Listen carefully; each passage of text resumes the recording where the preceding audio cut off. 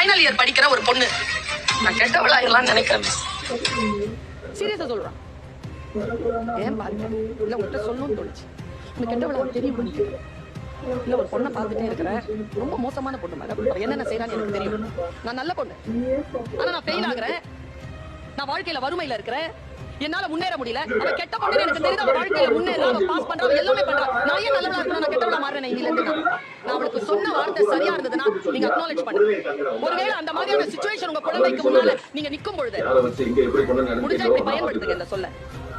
நான் சொன்னேன், மடி நீ யார சொல்றியோ அந்த பொண்ணு எனக்கு தெரியும், அவளும் கிளாஸ் தான். ஆனா அவ ரொம்ப இன்டென்ஸான பொண்ணு தெரியுமா உனக்கு? ரொம்ப இன்டென்ஸானவ, ரொம்ப தீவிரம் அவள்கிட்ட. அவ கெட்டதுல அவ்வளவு தீவிரத்தை காட்டுறா, ஜெயிச்சுட்டே போறா. நீ நல்ல பொண்ணு, ஆனா உங்ககிட்ட இன்டென்ஸ் இல்ல. இன்னில இருந்து ஒரு வேலை செய். இந்த இன்டென்சிட்டி இருக்குல்ல, நல்லதா இருக்கிறல, அதை கொஞ்சம் தீவிரப்படுத்து.